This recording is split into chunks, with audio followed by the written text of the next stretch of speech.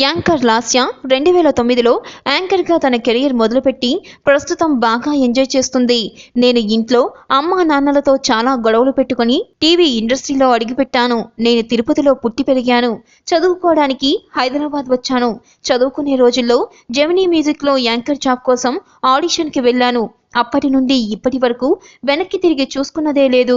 నేను చేస్తున్న ఈ యాంకరింగ్ మా పేరెంట్స్కి ఇష్టం లేదు, కానీ మా అమ్మ నాకు బాగా సపోర్ట్ చేసింది అని లాస్య చెబుతుంది. మొండి మొగుడు, పెంకి పెళ్ళాం, సంథింగ్ స్పెషల్, అంకితం, డి జూనియర్స్ వంటి షోలు తనకు మంచి గుర్తింపు తెచ్చాయని తెలిపారు. ఇంజనీరింగ్ చదువుకున్నాను. గూగుల్లో ఉద్యోగం చేస్తుండగా బుల్లితెరలో అవకాశం రావడంతో ఉద్యోగం వదిలి వచ్చేశాను అని యాంకర్ లాస్య తెలిపారు. బుల్లితెరకు వచ్చి ఇప్పటికీ 5 సంవత్సరాలు పూర్తయిందన్నారు. ప్రస్తుతం సురేష్ ప్రొడక్షన్, గుంటూరు టాకీస్ నిర్మాత కిషోర్ నిర్మిస్తున్న ఒక చిత్రంలో నటిస్తున్నానని తెలిపారు. యాంకర్ ఉదయభాను అంటే ఇష్టమని చెప్పారు. త్వరలో పెళ్లి చేసుకొని ఇల్లాలుగా ఉండాలని అనుకుంటున్నానని చెప్పారు.